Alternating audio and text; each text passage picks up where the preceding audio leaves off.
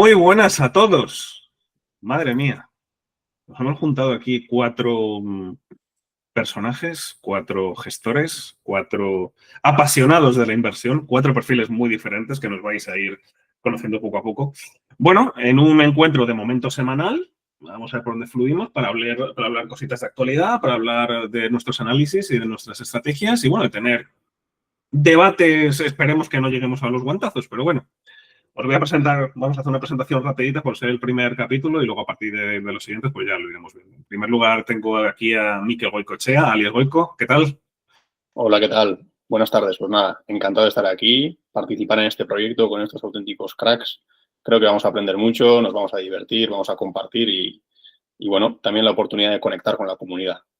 Al otro lado del océano tenemos la mejor colaboración, argentina. Ian, ¿qué tal? Buenos Aires. Bueno, estás en Buenos Hola, Aires. buenas. Sí, Buenos Aires, saludos a todos. La verdad, un placer estar acá y haberlos conocidos en Chipre, en el Summit. Y bueno, espero poder darles lo mejor de mi experiencia y que salga un gran proyecto de acá adelante. Pues somos tan diferentes, tanto en cultura como en objetivos, como en tal, que mira, simplemente entre nosotros ya nos vamos a retroalimentar, pero bueno. Y ya, como se dice en inglés, last but not least, pero no sé yo, aquí el culpable de que yo esté metido en eToro y el culpable en parte de que estemos también los cuatro juntos, el diante máximo, señor Don Bonachea, buenas. Yo no prometo nada de que no lleguemos a los guantes contra el comando criptomonedas, ¿eh? Aquí pueden saltar. Ya empieza a ladrar. Si es que esto no puede ser. Es que ni un minuto, ¿eh? Es que no le puedes dar la palabra, es que ni un minuto. Es increíble. Bueno, está bastante equilibrado, 2 para 2. O sea que... Bueno. Ian, les tenemos que dar al final. El debate teníamos preparado una cosa, pero me parece que va a tener que ser criptos y cripto no, ¿eh? Pero bueno, lo vamos viendo. Vamos a empezar. ¿Vale? Este primer bloque queremos centrarlo a actualidad. La actualidad siempre en cualquier sector es fundamental, pero en los mercados más todavía y más aún porque se van cumpliendo varias cosas. La FED está con cositas que sí que no. Trump se está metiendo en todos los lados y tiene ahí a veces que le quiere colocar y le está preparando a lo mejor quizás para que cuando el amigo Powell se vaya en mayo y demás. Entonces, bueno. Día 9 de diciembre se supone que va a ser la última reunión en la que puede haber o no recorte de tipos de interés en Estados Unidos. Y esto puede ser un punto bastante interesante. Entonces, David, ¿cómo ves este punto desde el punto de vista actual? Si quieres, te comparto cómo está ahora mismo. Comparte. Vamos a compartir.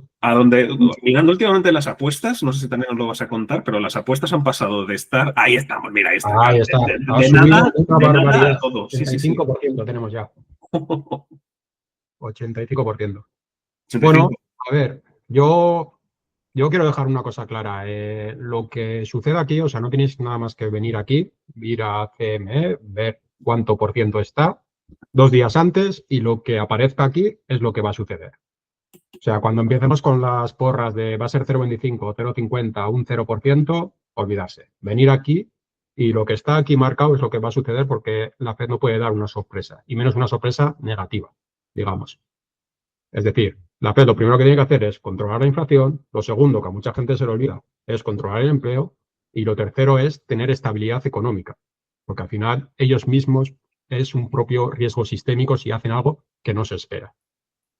Entonces, nada, controlar esto y 2 días antes aquí vais a tener exactamente lo que va a suceder y va a ser eso. Y ya se encargarán ellos de que a través de Nifty Miraos y ellos mismos hablando, de llevar este porcentaje exactamente al número que es. Realmente ves, o sea, la opción de ese recorte de los 25 puntos básicos, ves que es la opción más probable, a pesar de que ahora mismo estamos en un 85, porque se dan muchas vueltas. Y queda un mes casi, bueno, un mes, quedan 2 semanas. Aún queda. Quedan 2 semanas. Veamos. Sí, por eso que quedan 2 semanas largas, que esto da muchas vueltas. Pero si 2 días antes llegamos así, o bueno, es que no va a llegar así, es que va a poner 99% o 25 puntos, pues ya está, es eso. Repite cómo se llama la página esta. Es el CME Group. Ah, CME la oficial. La oficial, vale. Okay. Sí. Vale, Yo creo que la inflación está bastante controlada y se podría dar ese 0,25%. Y técnicamente, si mirás hoy en día en los mercados, creo que está puesto en precio ese 0.25, así que si es que no se da, seguramente va a caer. O sea, ¿que piensas que ya está descontado tan temprano está descontado? ¿Tú crees? Y fíjate que el otro día cuando salió la duda de que tal vez no iba a pasar ese 0.25, cayó todo. Entonces, ahora se volvió a recuperar en parte. Bueno, Nvidia, salvo Nvidia, que hoy bajó, pero después las demás se mantienen. Ya, bueno, es que Nvidia últimamente va totalmente fuera de mercado y es terrible, eso también lo podemos hablar luego, si queréis, es terrible, o sea, como de decisora de mercado está siendo cuando sacó los earnings y de repente todo el mundo se volvió contentísimo y luego volvió a las bajadas, pero bueno. Aparte de la página CME que comenta David, aunque es un poco más especulativo, quizás si ya la conoce, hay una página de apuestas que se llama Polymarket, que, oye, no está mal, obviamente, no deja de ser, no es una fuente oficial, no deja de ser de lo que piensa el mundo, ¿sabes? Pero como suele ser un sitio donde suelen hacer mucho inside trading, son bastante cabroncetes y la gente aprovecha para hacer inside trading porque no está muy regulado. No, o sea, no es una, obviamente, vuelvo a decir, no es una fuente fiable, pero bueno, da pistas interesantes acerca de. Ahí lo tienes. Aquí lo tenemos, lo mismo. Uh-huh. Exactamente lo mismo, 84. Eso es. En cuanto a las expectativas o no, yo creo que sí, no deja de ser una creencia. Los datos, inflación no está mal, está más o menos controlado, como decía Ian. Empleo ha mejorado, no nos olvidemos, creo que ha sido esta semana o la semana pasada cuando salió el dato de empleo bastante mejor de lo esperado. Y teóricamente dijo el señor Powell que el empleo iba a ser interesante. Y se iban a fijar más en empleo que en inflación, aunque a mí la verdad es que deberían de fijarse en general también en crecimiento, o sea, total, casi toda la macro, pero bueno, parece que quieren desvincularse un poquito del tema de la inflación. Y otro punto principal, que es que esto a mí me pasa muy a menudo, sobre todo cuando estoy en la radio, estamos como se llama, estudiando el dot plot, que es el documento este que suelta en cada reunión fuerte. Cambiaron mucho las previsiones para 2026 y parte de 2027. O sea, es decir, estaban intentando apuntar a entornos de un 3%, incluso un poquito menos, 2,5%, y unos niveles de productividad y de empleo que a mí me da la sensación que están esperando que la IA nos lleve a otro repunte de superproductividad. Pero bueno, ya me estoy yendo mucho más para allá. De cara a diciembre, yo creo que sí, que se van a dar los 25 puntos. No lo veo todavía descontado, no lo veo tan claro como tú, Ian. Sobre todo me quedo más con el punto de cripto, aunque bueno, cripto ha tenido algunos problemas de liquidez, de temas de liquidez, pero más por el shutdown, pero bueno, eso es otro tema. Pero tampoco, es decir, yo esperaba un rally de Navidad. O sea, esperaba un rally de Navidad más explosivo del que creo que vamos a tener. Pero bueno, yo creo que va a empezar justo. La confirmación, o sea, antes del día 10 sí que va a haber cuando más nos acerquemos, esos días antes de negociación, yo creo que apunta a una subida interesante, un descuento de expectativas, como bien comentaba Ian, pero creo que después también por estacionalidad y otra serie de factores, creo que va a subir también un poquito más, pero pues eso, recorte de 25 lo veo, estoy con 84%, pero no sé, muy descafeinado. El shutdown ha hecho mucho daño, la verdad, mucho daño. Algo bueno que puedo decir para el rally que vos decís que puede llegar a pasar es que al ser Nvidia un gran porcentaje del S&P en el Nasdaq 100 y haber bajado y corregido durante este mes y el anterior, si Nvidia la peta y se va para arriba, ahí el rally va a arrastrar, así que diría que el rally se va a dar.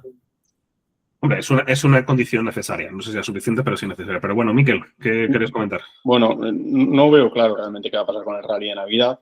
Lo que sí me parece bastante claro y que va a ser mero trámite es el recorte de tipos en la reunión de diciembre. Más allá de las probabilidades que podemos ver que están ya bastante altas, los propios miembros de la Fed ya han ido hablando públicamente y haciendo declaraciones que invitan a pensar que se viene recorte de tipos. Y lo que a mí me preocupa más es el tema de la inflación, que vosotros lo veis bastante bajo control, pero yo en ese tema discrepo porque, bueno, pues la última lectura que tenemos en septiembre fue de un 3% interanual y llevamos 3 o 4 meses por encima del 2,5%. Entonces, bueno, está bastante lejos del objetivo esperado del 2%. Además, venimos de un acumulado de un par de años o 3 muy duros, mucha inflación y, como bien sabemos, el que paga el pato siempre es el ciudadano de a pie. Los gobiernos están encantados de financiarse más baratos, pero bueno, a mí es un tema que me preocupa. El empleo, pues estamos viendo indicadores mixtos, entonces a mí me cuesta entender este recorte y sé que las acciones tecnológicas y los mercados lo reciben muy bien, pero no sé hasta qué punto va a ser positivo para la economía en general. Si se descontrola un poco más la inflación, esa última milla puede ser complicada. Mira, en ese punto estoy en parte de acuerdo contigo. Por eso decía lo de las proyecciones que te comentaba la propia Fed, porque estando las proyecciones de inflación, de tipos de interés y de productividad en general, que yo no me las creo. Que tal y como estamos con la IA, todavía sigue siendo más competitiva que realidad, a pesar de que yo lo utilizo todos los días, pero bueno, para casos de uso muy concretos, ¿sabes? No de momento para casos de uso tan democratizados como nos ha demostrado Internet, parte de ellos que estamos aquí los 4 aquí hablando. Pero por lo menos de cara a fin de año, ¿vale? Mi visión no es muy cortoplacista, sí que creo que va a ser una cosa positiva para los mercados. Ya veremos de aquí a más adelante, porque como es la volatilidad, que ahora lo veremos, está siendo un poco cachondeo. Pero bueno, ¿qué nos has puesto ahí, David? Os he compartido en pantalla la inflación medida por Tuflation, que al final es lo que yo sigo para operar los bonos y demás, que actualmente te marca un 2,38 frente al 3% reportado por el gobierno. Yo recomiendo mirar este indicador alternativo que está más actualizado a diario y, bueno, podéis ver la composición si queréis, pero yo es esto con lo que opero. Lo que utilizo para medir la inflación es esto. Perdón, este dato 238, ¿qué es de...? ¿Se actualiza visualmente o como...? Diario. Se está moviendo en diario. Pero coge la misma cesta. Coge la misma cesta. Entiendo que es lo que te quiere decir, Miguel. ¿Coge la misma cesta que coge para la inflación normal o cómo lo hace? Especialmente preguntaba igual... Exactamente todo como lo hace.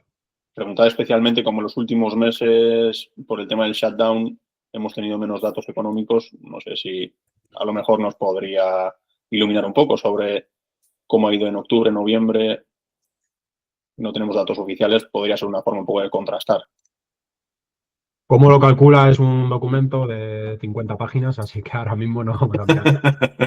Pero bueno, es una fuente, la gente lo utiliza, gente de nivel que utiliza Tuflation para medir la inflación. Muy bien, pues nos quedamos con Truflation. Ya pasaremos. Pásame el enlace al indicador, ¿vale? Para que lo pongamos en la descripción. En la descripción lo vas a poder tener disponible. Luego paso todo luego. Eso es. Igual que. Si supiera la inflación que hay acá en Argentina. Bueno, eso es cada 2 horas, ¿no? Bueno, ya. ¿Cómo estáis viviendo? ¿Cómo estáis viviendo toda esta diferencia de la inflación? Ya sé que todavía sigue siendo muy alta, pero después del año y pico que lleva Milei, ¿cómo habéis vivido por dentro ese ajuste de inflación? Bueno, en primer lugar, lo que pasó fue que la inflación estaba a 300, casi 300%, y ahí empezó a bajar, ahora llegó al 28%, desde que llegó Milei, ¿no? Hace 2 años. Y lo que pasó es que el dólar se mantuvo al mismo precio. Entonces los precios subieron y el dólar se mantuvo igual. Entonces los precios en dólares son mucho más caros y te diría que sale más caro Argentina que España. O sea, en dólares. Eso es una locura. Ahora, ¿qué pasa también? Que los sueldos en pesos acompañaron la inflación, entonces ahora tenés sueldos que son más altos en dólares también. Entonces, el que ganan pesos, hoy en día tiene un sueldo 3 veces más grande que en el gobierno anterior, pero también las cosas salen más caras.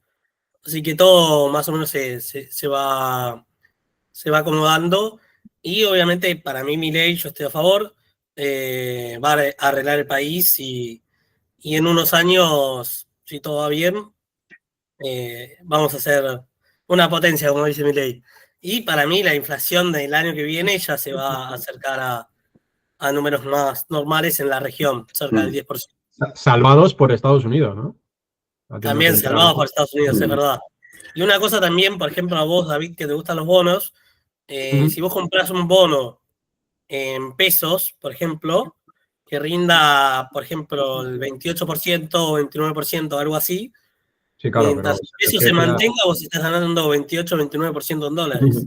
Sí, pero se deprecia Claro, 5 veces más, ¿no? pero eso es ahora, porque como pilles un carry trade o un impermanent loss, Sí, mucho riesgo. Bueno, Mucho pero riesgo. ahí es donde el gobierno dice que el dólar, o sea, va a intervenir, hay una banda. Entonces, creo que es 1000 y 1500. Entonces, entre esa banda, si llega arriba, el gobierno interviene. Hoy en día creo que está a 1400, así que haciendo el cálculo, tal vez hay una buena oportunidad. bueno, Habrá que investigarlo. a Creo que ver, me quedo con otros bonos. nunca está de más echar un ojo. Además, teniendo un insider como tenemos, tampoco está mal. Así que, oye, si alguna vez hay alguna oportunidad, esto no es recomendación de inversión. Recordamos que esto en ningún momento es recomendación de inversión, ni hacemos asesoría ni nada por el estilo. Pues nada, nos comentas. Vamos a juntar dos puntillos, porque yo creo que van un poco iguales. El tema de la caída reciente, que había introducido Ian, y el tema de la volatilidad, que yo creo que hemos tenido todo el año. Ha sido un año tremendamente volátil. ¿Cómo veis la caída que hemos tenido? Quita eso, anda. Está relacionado. Quita eso. Es un out del SP500. O sea, ¿cómo ves la caída del SP500? Bueno, ¿cómo veis la caída de la No volatilidad? quiero ir a 5 años, a 10 años, a 200 años. O sea, ¿dónde está la caída? ¿La caída qué es esto de aquí? Sí, esa es la caída. ¿Llegó a caer un 5 y ahora es un 2,5 de caída? ¿Y la gente está asustada con esto? Por favor. Me parece una broma. Aquí, por ejemplo, sí que cayó un 20%. Mi cartera se mantuvo un poco más estable, cayó un 5%. Por eso te he metido una segunda variable, David, que estoy de acuerdo contigo, la volatilidad. A mí no me preocupa tanto, y sobre todo en cripto, y ahí ya quiero que luego me des un poco la visibilidad de cripto. En casi todos los mercados, pues últimamente no hemos bajado casi nada. O sea, incluso el propio oro que te decían que se iba a ir a tomar por saco, está en el mismo nivel de 4100, ¿sabes? O sea, no bajó ni un 10%, pero me preocupa la volatilidad que hay. O sea, yo hacía mucho tiempo que empresas tan grandes, o sea, cosas que hemos visto en Oracle, la propia Nvidia y cosas así, con días con un 4, con otro día te baja un 7, que otro, o sea, Que en un día ganan o pierden 3 Coca-Colas. ahí Entera. estamos. O sea, es decir, Es un sinsentido. ¿cómo veis? O sea, ya que te has puesto a sacarlo y a hacer la publi, pues te paso ¿vale? ¿Qué te parecen las caídas de mercado? Y sobre todo, ¿qué hacemos con la volatilidad? Porque la volatilidad es bastante más preocupante ahora mismo que las caídas finales y reales de mercado. En mi caso, la volatilidad me parece una oportunidad.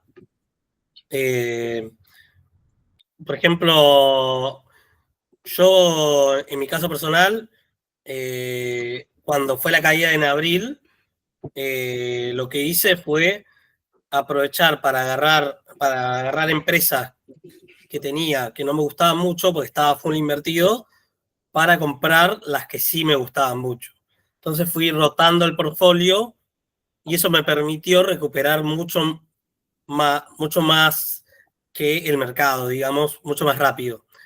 Lo que a mí me preocupa más es, por ejemplo, si yo sé mi horizonte de inversión y la volatilidad no me preocupa, pero si estoy gestionando plata de un cliente o gestionando plata de un copiador en eToro y hay mucha volatilidad y tienen otro horizonte de inversión, ahí es donde realmente me empieza a preocupar más la volatilidad, porque en mi caso personal, la volatilidad me parece una oportunidad. Sí, yo comparto totalmente, estoy de acuerdo. La volatilidad al final es oportunidad, es parte del juego, es el peaje a pagar un poco también, pero en realidad desde 2022, si no tengo mal el dato, ha habido 3 bajadas superiores al 5% en el índice SP500. Por lo tanto, bueno, hay cierta volatilidad, igual en acciones o en activos muy concretos, como puede ser el caso, por ejemplo, de Bitcoin ahora que lleva más bajada, o acciones tecnológicas como las que comentáis, pero en general yo creo que la volatilidad la puedes controlar eligiendo activos de menor riesgo y, por ejemplo, podemos ver la cartera de David que no sufre tanto la volatilidad como el mercado. Momento promoción. ¿Qué quieres que te diga? Mira dónde está la volatilidad. Mira aquí como el mercado caía, por ejemplo, y mi cartera pues se ha mantenido estable. Si tienes aquí, porque el oro y los bonos mantuvieron, aquí sí que, si ves, mira, voy a quitar esto de Bitcoin que he metido. Aquí sí ves como el mercado está cayendo, mi cartera se mantiene estable. Y aquí sí que es verdad que hay una gran caída y mi cartera acompaña ahí porque se correlaciona todo. Ahí se correlacionó el oro, los bonos, que es lo que puede ser preocupante. Pero si tienes una cartera diversificada, no hay volatilidad, o al menos en mi caso, como puedes ver, la volatilidad es muy baja y momento de promoción, pues teniendo una mayor rentabilidad que el S&P 500. Entonces, si a alguien le preocupa la volatilidad, pues debería de invertir en una cartera que tenga menor volatilidad. Y yo para mí sí creo que la volatilidad es importante contenerla y mantenerla y creo que es la diferencia de una buena gestión a una mala gestión. La volatilidad hay que tenerla en cuenta, sin duda. Y es bastante importante, pero punto más importante que... Pero por ejemplo, te hago una pregunta. El que compró el S&P hace 20 años, ¿qué le importa las caídas del 2018, las caídas del 2022? Ahí quería llegar. ¿Por qué le debería importar? Depende de tu horizonte de inversión y depende del perfil que tengas. Ahí estamos. Es decir, la volatilidad no deja de ser ruido a corto plazo. La volatilidad lo que hace es que te puedes quedar atrapado 7 años sin poder retirar tu dinero. En cambio, si tienes una cartera más o menos estable, si dentro de 3 años quieres retirar tu dinero porque, por lo que sea, hay una oportunidad que puedes comprar una casa, pues vas así. Si tienes una volatilidad baja, no vas a tener una gran caída. En cambio, si tienes una gran caída, pues ya te quedas ahí atrapado y a ver si recuperas. Claro, pero también eligiendo bien las empresas, puedes también tener una subida más alta. Sí, claro. Rentabilidad. Sí, decía que la volatilidad en un horizonte de largo plazo realmente no te tiene que importar. Es el peaje a pagar por componer interés y lograr un gran patrimonio. Es cierto que a corto plazo, si crees que vas a necesitar ese dinero, pues a lo mejor un enfoque más conservador es mejor. Pero bueno, pues en el caso de la volatilidad, cuando se da la oportunidad, lo que hace falta es tener esa psicología, esa capacidad de saber aprovechar la oportunidad. Ahí es cuando realmente se puede marcar la diferencia, ¿no? Tener esa capacidad de atreverse y arriesgar un poco más y luego también saber leer los momentos en los que puede venir esa volatilidad y ser un poco más conservador, estar un poco más en liquidez, como puede ser un momento como este, ¿no? Del ciclo, bueno, es ver un poco también cuál es el momento del mercado. No, bueno, me parecería interesante ver cómo se comportó nuestro portfolio en abril, el de cada uno. Para ver cuál fue más volátil.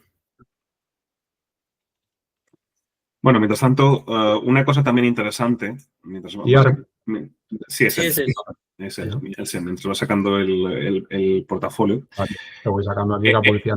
El tema de tener una parte de liquidez, tampoco tiene que ser una cosa excesiva, pero una parte de liquidez para poder aprovechar, si se quieren aprovechar las volatilidades a corto plazo, es una cosa bastante buena, pero claro, requiere también como contrapartida el tema de la gestión mucho más activa. Entonces, al final tiene que ser una especie de compromiso de cuánto quiero gestionar, cuánto quiero implicarme, cuál es mi perfil de riesgo y al final cuánto me aguanta la cabeza esos vaivenes.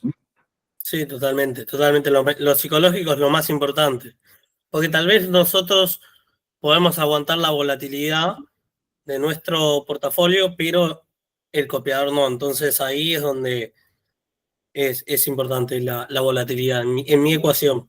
Claro, exactamente. Esa es la gran diferencia entre el inversor particular con nuestro caso que implica gestionar los copiadores y que si no hacemos un tratamiento adecuado de la información, si no les informamos, si no les ayudamos un poco a entender la situación, pues lógicamente ver volatilidad y ver bajones en su patrimonio pues les duele, lógicamente. Bueno, ahí se puede ver que en general pues no se gestionó mal, por lo menos se hizo mejor que el S&P en los 4 pesos. Todos por encima del S&P 500. Así que muy bien, chicos, los 4 por encima. Bloomberg, Ian cayó un 12, Mikel cayó un 10. Yo no me acuerdo cuánto caí. Te veo con este color tan... Yo creo que caí como un 10, una cosa así. Es que no, por aquí poco. Un 5, un 6 aquí, con abril. Que ni me la acuerdo. caída grande de abril. De hecho, yo te digo, a mí me ha ido mal, me ha ido peor ahora, me ha ido peor en noviembre por la caída de Bitcoin que en abril. Y así es como vamos en el año. ¿Y quién recuperó más rápido de la caída? ¿Qué tipo de pregunta es esa, Ian? Bueno, anda, vamos a seguir, anda, para que veáis que el tema de la volatilidad y tal, varios tips, varias pistas que nos hemos quedado ahí. Vamos a hacer una parte de análisis. Ya vamos a empezar con el activo favorito del señor David, Bitcoin. Yo Ian, tengo aquí ya el análisis hecho, ¿eh? dale, bueno, tú enseña si quieres que lo enseñe Ian o enseña tú la gráfica, pero bueno, Ian, coméntanos cómo ves Bitcoin. Bueno, en mi opinión, Bitcoin en las últimas dos correcciones que hubo fueron correcciones de aproximadamente un 30%. Y en estos últimos días acaba de superar ese 30%, pero en lo que es semanal terminó rechazando una zona de soporte muy importante en los gráficos semanales. Entonces, en mi opinión, estamos en un momento crítico para saber si termina la corrección y empieza un último bull run porque para mí el año que viene debería ser bear market, o este es el comienzo del bear market y viene una leve corrección hacia arriba para después bajar. Entonces, ese es para mí en el momento en donde estamos. Un último bull run hasta máximos o ya este es el comienzo, digamos, del bear market. Pero en mi opinión, a largo plazo, comprar Bitcoin a este precio, que básicamente hasta máximos, que es 126, tenés más de un 40%, ¿qué más querés? Bueno, vamos a ver qué dice el amigo Cripto. A ver, Cripto, bro. A ver, yo os explico sencillamente el análisis técnico que hago yo, ¿de acuerdo? Para que entendáis un poco la situación. Yo lo primero que hago siempre en diario o semanal, de allí no bajo, 4 horas y demás, no lo toco. Y luego lo primero que hago es ponerlo en área y no en velas, porque al final con las velas así evitamos el ruido. A mí me da igual la cotización diaria, lo que haya hecho en el día, simplemente quiero los cierres y verlo de manera muy gráfica la tendencia, ¿no? El primer soporte que encuentro está en 25.000, me diréis, oye David, estamos en 87.000, no me jodas, ¿no? Vale, nos vamos al siguiente soporte, estaría en 52.000, este es aquí donde creo que más o menos esta zona es la que va a ir, y anteriormente lo teníamos en 105.000. Podéis ver, aparte de soportes y resistencias, muy básico, utilizo canales básicamente porque si un activo está en tendencia alcista sin parar, el soporte y resistencia no te da entrada nunca. Entonces, con un canal, pues puedes utilizar las zonas bajas del canal, ¿no?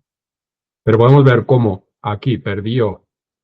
Mira, es que es tan noble el Bitcoin en técnico que es aquí cómo perdió este antiguo soporte, actual resistencia, se fue a visitar la parte baja del canal, intentó un pullback justo al mismo punto, no lo consiguió, lo perdió y de ahí ya se fue, perdió al río, perdió el canal y actualmente está en 87.000. Para mí la zona de compra, si quería especular, estaría cerca de aquí. Y además, si lo proyectas con el canal, es un 38%, te da exactamente la zona de compra. Entre 60.000 y 52.000, que estarías proyectando el canal hacia abajo y estarías justamente en la siguiente zona de soporte. Por lo que si yo quisiera especular, compraría aquí. Pero, por ejemplo, los máximos anteriores, ¿no te parece que ahí hay un soporte? En cerca de 70.000. ¿En 60.000 quieres poner? Ahí, no. Arriba, 70.000. Por ahí. Ahí. Eso es un soporte. Si tú lo quieres poner ahí lo puedes poner también, sí. Para mí ahí eso puede llegar a pasar. En el escenario más pesimista para este año. Madre mía, os estamos dando un curso gratuito de líneas chamánicas, ¿eh? Cuidado. Increíble.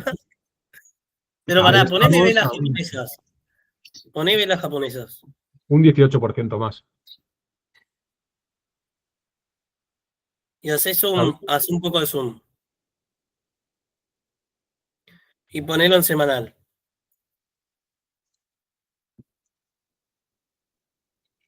Hace zoom. Fíjate ya el rechazo que hubo en la vela semanal de la última. Y en mi opinión, si vas a semanal, en la anterior corrección, ahí si rompe, que es el high-low, o sea que no puedo, digamos, mostrarlo. A ver, ¿se puede agarrar un lápiz o algo acá? Sí, ¿no? Sí. ¿De dónde lo...? No sé dónde, pero sí. Dame un segundo. Esto creo que es. Espérate, que voy a pintar aquí, me va a salir esto. Bueno, Puedo pintarlo aquí, dime. vamos a dejar el cursito para otro momento que nos estamos yendo. Para la próxima vez, dejaos el análisis mejor preparado, mamones, anda. Entonces, David. Déjame compartir pantalla a mí y ahí Vale. te lo muestro. David, mientras tanto, bajista. Ian es tierra de nadie, pero parece que puede haber recuperación. Yo a largo plazo alcista, ahora para mí estamos ahí, en el momento culmine. Vale. Miquel, mientras se prepara Ian, ¿cómo lo ves tú? ¿Cómo ves Bitcoin ahora mismo? Pues mira, te digo, yo en mi caso creo que mis compañeros están haciendo un análisis técnico muy complejo, se escapa un poco porque no es mi punto fuerte, pero sí que creo que hace falta enfocar un poco, especialmente para el inversor particular, qué es lo que está pasando con Bitcoin, ¿no? Veo mucho nerviosismo, un 35-40% de bajada desde máximos. Y claro, mucha gente que ha entrado por el FOMO, haciendo aportaciones regulares por encima de los $100.000, etcétera, etcétera. Y creo que es importante contextualizar y que la gente entienda qué es en lo que invierte y entender qué es Bitcoin. Entonces, yo, tal y como ha hecho David, voy a intentar compartir pantalla también para que se vea esta diapositiva que tengo por aquí. Vamos a ver si lo consigo. No sé si lo estáis viendo. Sí. Vale. Sí. Estas son las correcciones de Bitcoin en la última década, últimos 15 años. Entonces, vemos que una corrección de un 36% es apenas una broma comparado con el histórico que tiene Bitcoin y la volatilidad que tiene. También es el peaje a pagar por una rentabilidad anualizada del 100 y pico % en los últimos 15 años. Por tanto, puede ser una oportunidad, por supuesto que puede ser una oportunidad, especialmente en el largo plazo, pero la gente tiene que entender en lo que invierte y por qué invierte en un activo como Bitcoin y no se puede dejar intimidar por una corrección de un 36% cuando lo normal es que se supere ese porcentaje. En los últimos 15 años, 11 correcciones superiores a esta ha habido, casi una por año. Entonces, bueno, pues esto es parte del juego para mí con Bitcoin. Muy bien. Con una corrección de esas nos vamos a los 25.000, los que hablaba. A un 78%. Eso sí que es buy zone. A donde se está yendo los 25.000 es el Nasdaq. Ahí es donde se está yendo el Nasdaq. Pero bueno, Ian, ¿lo tienes preparado? Sí. Yo creo que también el hecho de que hayan entrado más inversores institucionales va a hacer que no sea tan volátil esta vez, me parece, la caída. Sí, ¿Se ve? es así. Sí, que lo dejamos para otro momento, pero ese estudio precisamente lo hice hace no mucho. Desde febrero del 24, el comportamiento de Bitcoin se ha institucionalizado totalmente, ¿vale? Pero bueno, ese es otro melón que ya hablaremos. Pero es verdad, ¿eh? Es verdad, 100. Lo primero que quería mostrar es lo que había dicho antes, la corrección, esta del bull run, 32% acá, de acá desde máximos, tomamos hasta la caída también, 32%, y acá ya llegó básicamente al 35%. Después, en lo que es semanal, como decía acá, está rechazando esta zona, que yo la marqué porque fue una zona importante en marzo del 2025, entre acá, 86.000 y 78.000. Obviamente son zonas más pequeñas que las que marcó David. Y si bajamos al diario, esto es tipo totalmente bajista. O sea, esto es un low, low, low, high, low, low. y acá está haciendo el retroceso. Entonces, hay que ver acá si se lateraliza durante los próximos días, porque eso me parece que sería una gran indicación de que la corrección ya llega a su fin y que podría venir unos meses alcistas siguientes. Entonces eso para mí lo más importante. Y me parece clave que haya terminado con esta mecha rechazando esta zona de entre 86.000 y 78.000 y que justo termine por arriba de la zona de 86.000. O sea, eso me parece clave. Así que vamos a ver qué pasa en los próximos días. Para mí sería también un entorno ideal. O sea, es decir, justo donde lo tienes ahí marcado, zona, podríamos decir 85-95 más o menos, que esté acumulando y con poco volumen. O sea, es decir, que se vaya concentrando para luego una ruptura para arriba.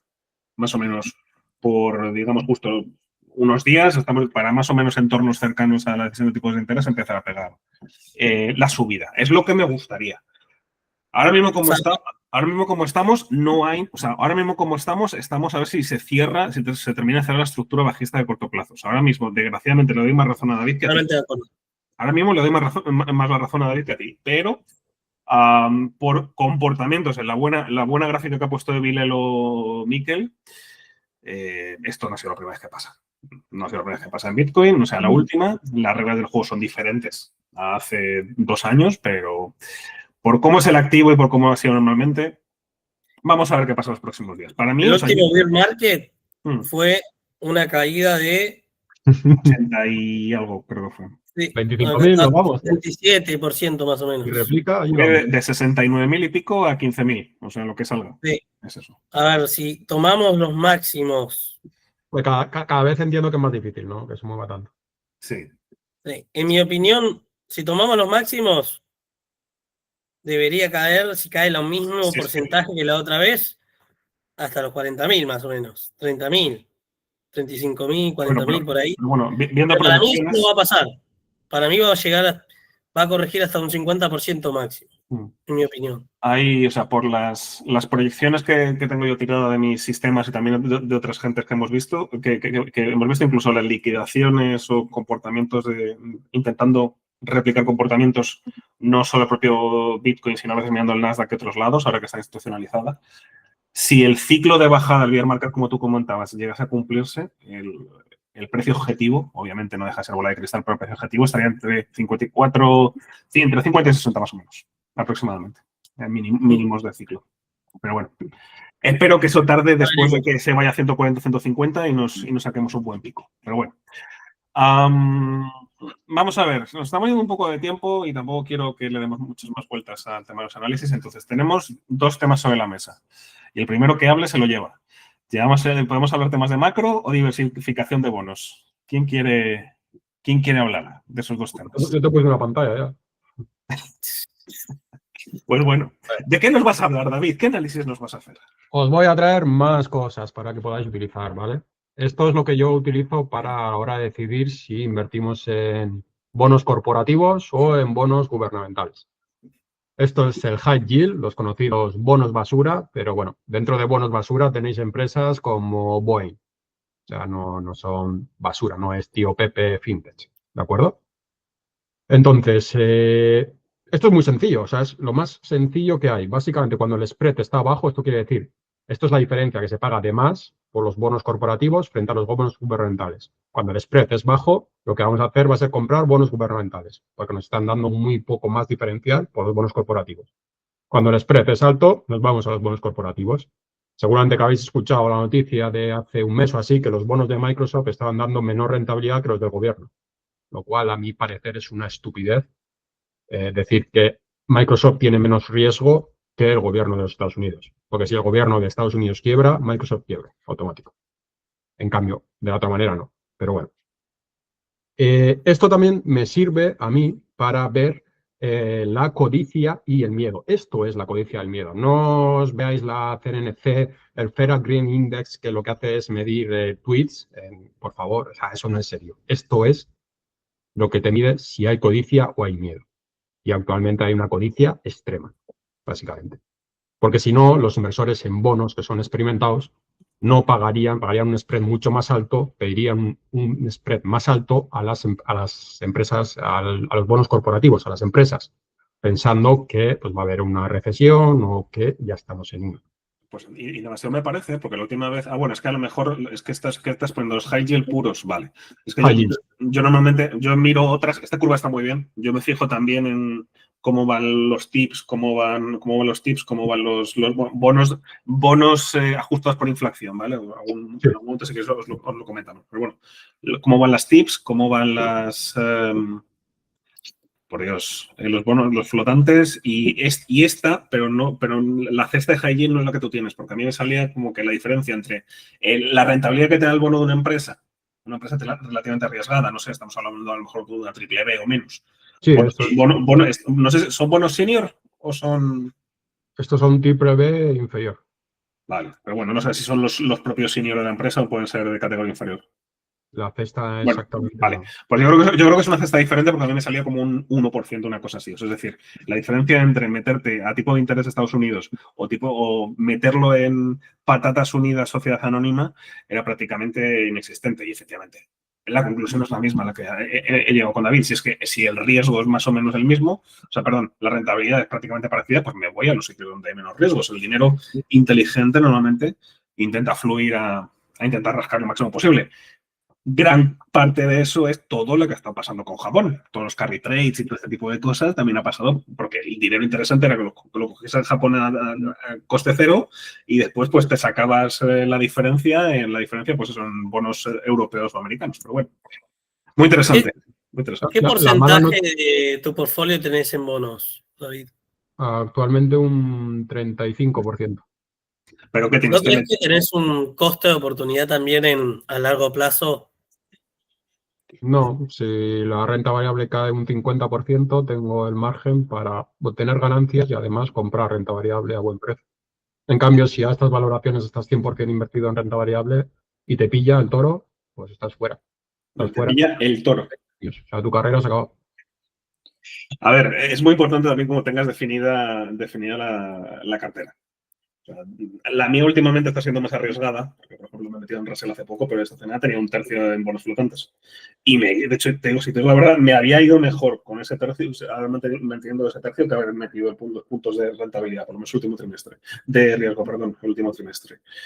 Entonces, depende de cómo lo tengas, depende del riesgo que quieras, el CVAR, por ejemplo, cuánto es el riesgo más común que quieres tener, la pérdida máxima que quieres tener según un porcentaje, pues depende cómo lo quieras ver, pero desde luego tener gráficas como estas ayudan bastante, La buena noticia es que mira los niveles en los que estaba en 2007, lo que sucedió después, los niveles que estaban aquí abajo. A mí lo que me pasa con los bonos, es que siento que pierdo plata a largo plazo. Sí, hombre, si lo mantienes durante 20 años, seguro. Claro. Eso es lo que se llama, claro, tú miras la media de rentabilidad del TLT, es una basura, es una auténtica basura. Ahora, claro, no es lo mismo comprar bonos al 5% con intereses que van a bajar y con riesgo de recesión que comprarlos al 0%, que nadie compra al 0%, más allá de las instituciones que están obligadas, que como tienen que tener un mínimo de renta variable, pues compraron bonos al 0% y compraron bonos en negativo, con yields negativos. Pero claro, eso es es igual con la renta variable. Sí, la renta variable de media tiene un 10. Bien, muy bien. O un 8, un 9, lo que quieras, de acuerdo. Pero ¿cuál es la rentabilidad con un Shiller de 40? Pues a 10 años es negativa. ¿Cuál es la rentabilidad media a 10 años con un Shiller de 15? Pues es más de un 10, es un 20, es un 25, es un 30. Entonces, claro, la rentabilidad media yo creo que hay que ir más allá y a generarla al ciclo en el que estamos. Con los bonos, a largo plazo, sí, lo mantienes 20 años, pues hasta más pasta, seguramente. Los bonos son una herramienta muy útil para amortiguar al final cuando viene un susto y lo interesante es intentar anticiparte al momento que crees del ciclo que puede ser. Yo tengo una muy pequeña parte de mi portafolio en bonos y estoy pendiente de si suben un poco más las valoraciones para incrementar esa parte, porque al final te permite tener un poco de estabilidad, amortiguar una potencial caída y se apreciarían esos bonos y con ese dinero igual poder plantearte unas compras a precios más baratos. Entonces son un instrumento muy interesante. Yo ahora mismo no tengo demasiado porcentaje, pero sí que lo estoy mirando, estoy monitorizando un poco a ver si puedo aumentar la exposición a los bonos. Al fin y al cabo es como otro tipo más, depende del momento del mercado. Yo, por ejemplo, lo utilizo para liquidez, como si tuviese un depósito. Pues los bonos flotantes, que solo he comentado yo 45 veces, el bono flotante casi te calca lo que es el tipo de interés americano. Incluso te suele dar un poquito más de rentabilidad en dólares, ¿vale? No en euros, en dólares. Entonces, pues si tengo una parte del dinero parado o esperando, por ejemplo, un DIP o esperando alguna, es decir, o que no he visto ninguna oportunidad, sea renta variable o algún otro tipo de activo que sea interesante, porque me esté dando un 3-4 anual, pues oye, es jugoso, oye, decir, pues si no hago nada ya me saco un 4, que es muy poco, ¿vale? Os he dicho tal, puede ser poco, pero vale, si no hago nada ya me estoy sacando un 4. Y bueno, pues ya me estoy partiendo con una cierta ventaja con respecto a no tenerlo en ningún lado. Ya luego si quieres jugar un poco más, como dice David, pues puedes tener TLTs o high yields o lo que sea. Pero eso es con plata, obviamente, que vas a necesitar de acá a un año. O de acá a 2 años. Sí, o sea, yo te lo estoy diciendo como sustitutivo de liquidez. Sustitutivo de liquidez. ¿Vale? Sí. Si no la necesitas en los próximos año y medio, acciones, Bitcoin, sí, claro, Solana. O sea, es decir, pero bueno. Y depende, y te vuelvo a decir lo mismo, Ian, depende de depende de la cartera que te quieras plantear. O sea, yo, por ejemplo, a mí el TLT me ha llegado a dar mucho dinero, sobre todo en 2022, cuando aposté al TBT a la baja, me dio mucho dinero. Y el TLT ahora está, bueno, no sé cuánto está ahora, no sé, ¿ha llegado ya a 100, David? Es que no sé cuánto está ahora mismo, pero el TLT ha estado súper castigado. Está alrededor de los 90, diría que está. Vale, o sea que pues sigue más o menos en los mismos niveles que los días que lo vi. Sigue muy castigado desde 2022 y en el entorno de tipos que tenemos, pues todavía está así, pero es una contraparte muy interesante, ¿sabes? O sea, no tengo que ahora mismo todo el mundo tenga que meterse un 30% en bonos. David, según su estrategia, según sus decisiones de inversión y cómo quiere gestionar las cosas, las tiene ahí. No es ni malo ni bueno, es el perfil que tiene según unos parámetros y él está satisfecho con el rendimiento de la cartera según esos parámetros, que muchas veces nos olvidamos, pero por eso. ¿Los bonos a largo plazo? Pues depende cómo estemos. Si llega el holocausto, la Tercera Guerra Mundial, pues a lo mejor son interesantes. Si la inteligencia artificial nos domina y ya se dan cuenta que Bitcoin es presente y futuro, pues oye, efectivamente, hay que comprar ahora buy the dip. O sea, depende. Sí, es como mi cartera, Ian. Si el mercado sube sin parar, pues mi cartera se va a quedar atrás porque tengo esa cobertura de bonos y oro que me va a hacer que la rentabilidad no pueda ser tan alta. Ahora, si el mercado cae, pues aparte de mantenerme, me va a dar ganancias y me va a dar lo que es lo más importante, la flexibilidad de poder vender eso y comprar la renta variable. Porque si yo el mercado ahora se va a Shiller 15, yo vendo todos los bonos, vendo todo el oro y me compro mercado para los próximos 20 años. Entonces es un poco dependiendo de la valoración que hay en el mercado. Lo más importante es que le estás ganando al S&P, eso para mí es la clave. Bueno, yo ahora no, ¿eh? A mí me está fastidiando Bitcoin, pero bueno, espero que ya recuperar de aquí a final de año. Bueno, estamos avanzando bastante, entonces ya nos queda el último bloque, este bloque que va a ser, bueno, esperamos que sea una mezcla entre debate y educativo, así que bueno, esta sección está patrocinada por el señor Miquel, así que vamos a ver qué nos ha traído hoy. Miquel, todo tuyo. Eso es perfecto, pues en este bloque educativo vamos a intentar compartir ideas, debatir un poco, cada uno desde su punto de vista. Y el primer tema con el que vamos a empezar hoy es, pues, ese inversor principiante que todos tenemos a nuestro alrededor, esa persona, familia, amigo, conocido que ha mostrado interés en empezar a invertir, ya sea por conservar su patrimonio, por hacer frente a la inflación o por la razón que sea. Entonces, vosotros que sois inversores experimentados ya con un buen track record y yo creo que en situación de dar incluso algún consejo, ¿qué es lo primero que le diríais a esa persona que está dando sus primeros pasos, que está haciendo sus pinitos o que no ha empezado y está dudando si empezar o no? ¿Qué consejo le daríais? ¿Cómo le ayudaríais? ¿Cuál creéis que deben ser los primeros pasos cuando empiezas invirtiendo? Todos hemos cometido errores, también podemos verlo desde ese punto de vista. ¿Qué le diríais a ese inversor novato? ¿Quién comienza? Comienzo yo si quieres. Dale. Yo te puedo dar 4 consejos, no 1, 4. El primero, que busques una persona que puedas confiar en ella, porque por ti solo va a ser prácticamente imposible. Y es el consejo más difícil porque tienes que encontrar a alguien en quien confiar y, lógicamente, alguien que te cobra por ello, por ejemplo, pues no creo que sea una persona adecuada. Pero claro, a ver a quién encuentras. Luego, segundo, que confíes realmente en él, porque a mí me ha pasado, nosotros en Tecanfan teníamos a Yabudo, era uno de los mejores gestores que hay en España, tenía una enfermedad, murió, y él decidió que nos iba a enseñar todo lo que sabía. Yo era un chaval joven cuando aquel entonces y estaba con mi técnico, con mis historias y no presté toda la atención que podía haber prestado y todo lo que podía haber absorbido. O sea, encuentra a esa persona, confía en ella, deja un poco de lado, por mucho que te vaya bien, deja un poco de lado tu ego y tu demás. El tercer consejo, empieza ya. Cuanto antes empieces, mejor. Yo estuve 5 años formándome para empezar. Si esos 5 años hubiera estado indexado o copiando a cualquiera de vosotros o a otra persona de una manera pasiva, la rentabilidad hubiera sido mucho mejor. Entonces, empieza ya. Lo que cuenta es el tiempo en el mercado. Y la cuarta, que veo mucha gente, es si tienes 3 horas libres para lo que quieras, no las gastes intentando aprender fundamental, intentando aprender técnico, intentando aprender lo que sea. Vete a trabajar, gana más plata con ello, gana más dinero con ello, inviértelo de manera en un índice, en lo que sea. Te va a dar mucho más rentabilidad. Eso, el haber estado esas 3 horas ganando dinero e invertirlo, que en estar buscando fórmulas para ganar más dinero o más rentabilidad. Y esos 4 consejos te doy. Bien. Bueno, yo en mi caso lo que siempre suelo decirles es que primero se indexen al S&P.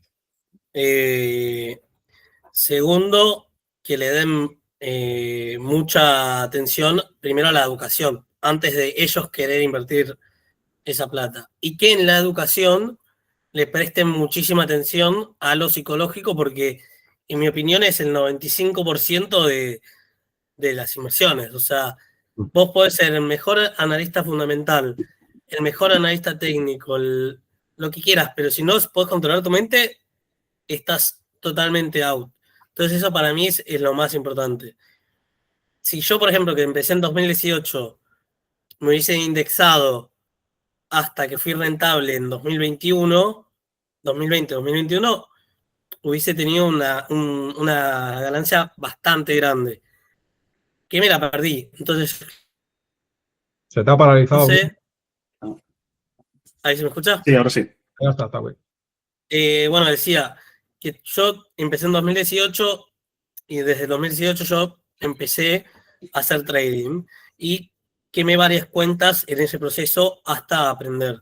Entonces, si yo me hubiese indexado con esa plata y buscado aprender primero de otra manera, en vez de mandarme de una al mercado, con esa plata indexada hubiese ganado mucho dinero que al final lo perdí.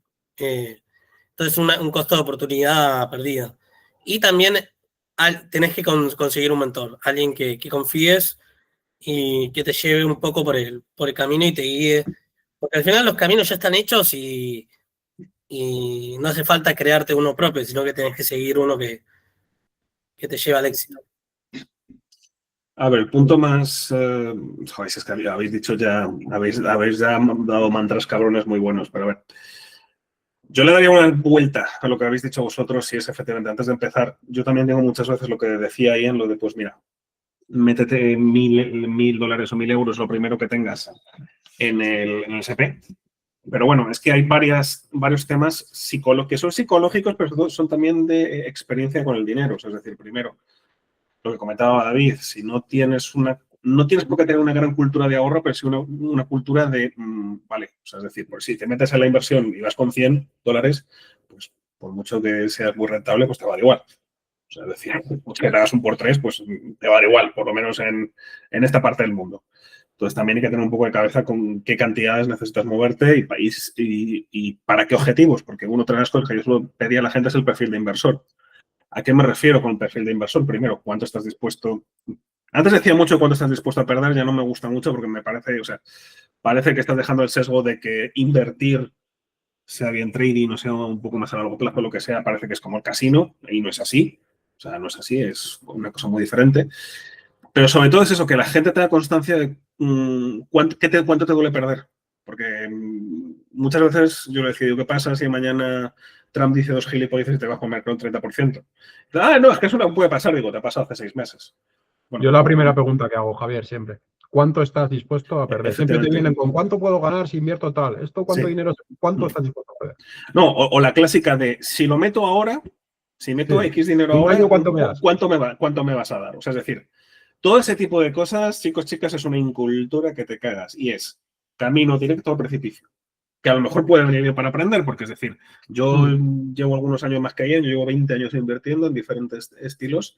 No he llegado a quemar una cuenta como tal, pero sí he tenido momentos de haber perdido mucho dinero. Y ha sido por esta. Y os lo hice un trader algorítmico que he tenido que yo simplemente le tenía que dar al botón y eso iba funcionando. Por haber estado mal de esta, he tenido unos drawdowns tremendos, ¿eh? Y os estoy diciendo 60-70% de drawdown, ¿eh? Que en alguna cuenta fuera de eToro, pero en alguna cuenta todavía no me recupera. Entonces, bueno, vuelvo. ¿Cuánto es el riesgo que vas a tener el máximo? ¿Cuánto te va a doler? A lo mejor al principio no lo sabes, ¿vale? No pasa nada. Ve empezando poco a poco. Es decir, si como decía ahí ante Indexas o como decía David, pues encuentras alguna figura de referencia, aunque luego te puedes dar cuenta que puede ser un gurú. A mí me encantaba Joseph Ahram hace 15, 20 años, imaginaos, por lo menos he aprendido. Pero, ¿qué es eso? Que empezar despacio y empezar tranquilo. ¿Vale? Yo sí que valoro un poquito más el estudio, o sea, soy un poco más del lado de Ian, pero sí, empezar tranquilo para que veáis cómo se mueven las cosas. O sea, vosotros cuando empezáis a conducir nos dicen, ala, aquí tienes el volante y aquí tienes los pedales, a la tira de la carretera. No, tienes que pasar un examen teórico. No te digo que aquí necesariamente hagas un examen teórico, pero que por lo menos tengas referencias, y no referencias de teoría, sino referencias vividas con tu propio dinero, porque cuando tienes tu propio... Que veas el capital moverse, que veas eso es, cuando lo ves moverse es cuando te duele. Cojas hábitos de hacer aportaciones mensuales. O estás constantemente, o entonces te entran las ganas de ver las cotizaciones cada X tiempo. O si va pasando, si sube demasiado, te entra miedo, te entra la codicia. Si va bajando demasiado, te da miedo porque, ay Dios mío, que lo voy a perder. O sea, es decir, ir canalizando todo ese tipo de cosas ya te van a decir si eres más de bonos, si eres más de oro, si puedes aceptar cosas como criptomonedas o las grandes tecnologías como la tenemos ahora. O sea, pero claro, es muy jodido, pero claro, yo prefiero decirle eso. Es decir, vale, métete al SP y mientras tanto ve conociéndote. O sea, exponte, pero ve poco a poco. O sea, básicamente es lo mismo que habéis dicho vosotros, pero un poquito más asentado. Sí, yo creo que las mejores ideas ya las habéis compartido, ¿no? Para mí lo fundamental es empezar cuanto antes. Está bien formarse, está bien aprender, pero no hay nada como vivirlo en primera persona, en tus propias carnes, las bajadas, las subidas, la emoción, la tensión, el nerviosismo. Cuando has pasado por eso muchas veces, pues ya no te afecta igual. Y muchas veces ese inversor principiante lo que busca es multiplicar su dinero en poco tiempo, utiliza apalancamiento, toma malas decisiones, activos de mucho riesgo. Entonces, empezar con pequeñas cantidades en un principio y centrarse más en no perder que en ganar. Igual ese primer año, buscar rentabilidades positivas y luego poco a poco igual puedes ir probando instrumentos de más riesgo, pero a priori jugar más a no perder que a ganar yo también creo que puede ser una estrategia bastante válida. Correcto. Me acuerdo en 2019 que agarré una cuenta de $200. La había llevado a $1.700 en una semana. Uf. Y me sentía Dios. Iba por todos lados. Mirá lo que hice, mirá lo que gané. A la semana siguiente desapareció. Dios mío. ¿Cuánto tuviste que apalancarte, tío? ¿Cuánto tuviste que apalancarte para hacerte un por 8 en una semana? Madre mía. Y con divisas siempre es apalancado. Ya, por eso. Pero sí, muy apalancado. Claramente era cuando estaba iniciando, primer año, y básicamente no tenía la experiencia necesaria. Pero bueno, eso básicamente moldeó mi mentalidad y mi psicología, y hoy en día me siento más preparado por haber perdido la plata que perdí. Bueno, sí, al final los drawdowns y los golpes no, son aprendizajes, ¿no? Y somos los que somos por los golpes que nos hemos llevado anteriormente. Todos hemos sacado auténticos aprendizajes de esos momentos dolorosos. Entonces, es un trago que hay que pasar y yo lo veo súper necesario. No sé si alguien quiere añadir alguna cosa más. Otra que me pasó compré Bitcoin en 2021, creo, 2 días antes que caiga todo. Madre mía, eres un contraindicador bastante bueno, Ian. A 69.000. Es una Jim Bro. Y encima en el número bueno, es que eres un contraindicador cojonudo, tío. Lo peor. Pero después, cuando todo bajó y se planchó, compré Solana con la plata que me quedó a 25 y lo vendí a 200.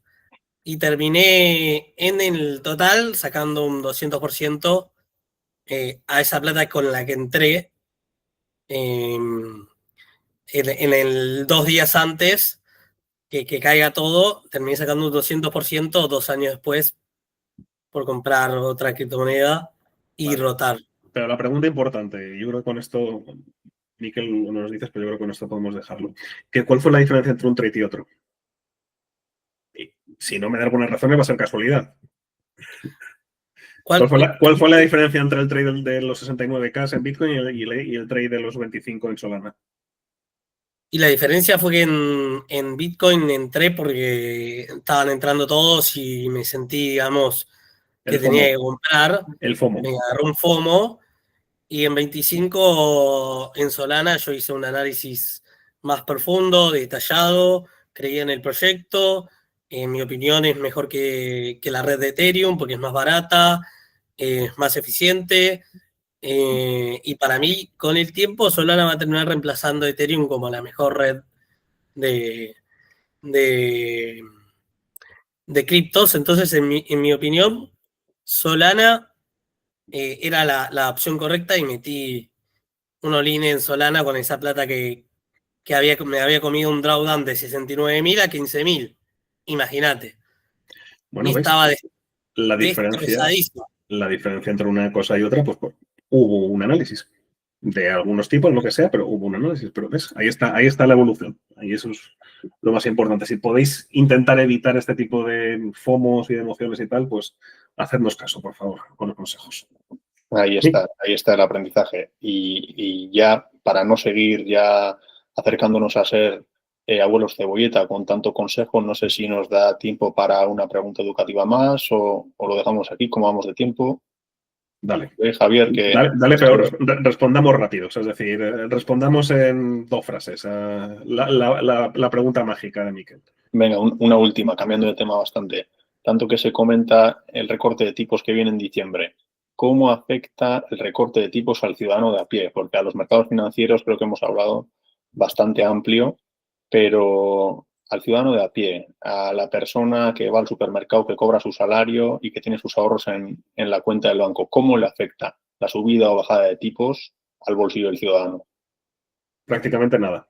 Es decir, te va a afectar en hipoteca si tienes, y hipoteca variable, o si te compras la hipoteca, y o sea, te va a afectar en algunos productos financieros y poco más, pero muy de refilo, que sí que puedes estar asociado a decisión importante de la vida, pero realmente a la hora de comprarte el pan o cosas así, un cuarto de punto más, un cuarto de punto menos, normalmente en la mayoría de los casos te da igual. Sí, bueno, y sí está claro que realmente un cuarto de punto no afecta demasiado, pero una bajada, una subida un poco más intensa, un puntillo, un punto y medio, 2 puntos, de tenerlos del 2 al 4. Y no tiene inversiones ni va a hacer nada, lo que va a perder es poder adquisitivo. Le va a subir la inflación y va a estar jodido. Y es lo que pasa siempre. Eso es, que a la larga ese puntillo de tipo de interés va a ser un 1,5% de inflación sumergida. Más o menos. Y el rico será más rico y el pobre más pobre. Así que hay que invertir. Exactamente, ese es el mensaje. En mi opinión también lo más importante es lo que va a afectar es en las hipotecas, que básicamente se les va a hacer más baratas y que con esa plata van a poder tal vez ir y empresas, qué sé yo, tipo deportivas como Lululemon o de consumo, digamos, más que no es inmediato. Para mí esas son las que más beneficiadas se van a ver. Porque tal vez esa plata que te ahorraste de la hipoteca, te renovás unos zapatillas o algo así. Ahí está, de alguna forma estimula un poco el consumo, ¿no? Y por la otra parte, pues en los depósitos también, te invita a tener más dinero igual en depósitos que te puedan dar algo de porcentaje, o de lo contrario, pues igual a gastar más y menos a tener ahorrado y guardado en el banco. Los depósitos te van a caer pues, al mismo ritmo. Ese problema, te van a obligar a invertir o a perderlo, o a tenerlo parado y perderlo o a invertir. Oye, Obligan. pues mira, me parece una reflexión final excelente para esta charla que hemos tenido. Así que ya sabéis, si hay algún cambio fuerte en los tipos de interés, es el momento perfecto para comprarse unas zapatillas. Yo creo que este es el consejo final y el mejor de todos. Así que bueno, lo dejamos aquí. Espero que lo hayáis disfrutado, chicos. Los que estáis, los que nos escuchéis luego, espero que también los disfrutéis. Y bueno, más o menos va a ser la idea, va a ser el rollo. Vendrá gente, vamos a traer invitados del mundo de inversión que nos contarán nuestras historias o nos acompañarán en este caminito. Pero bueno, de momento esta es la idea. Aquí estamos los 4 mosqueteros para ir disfrutando semana a semana, hablando entre nosotros y después con vosotros. Así que, Miquel, David y Ian, muchas gracias y os veo la semana que viene. Eso es. Dale.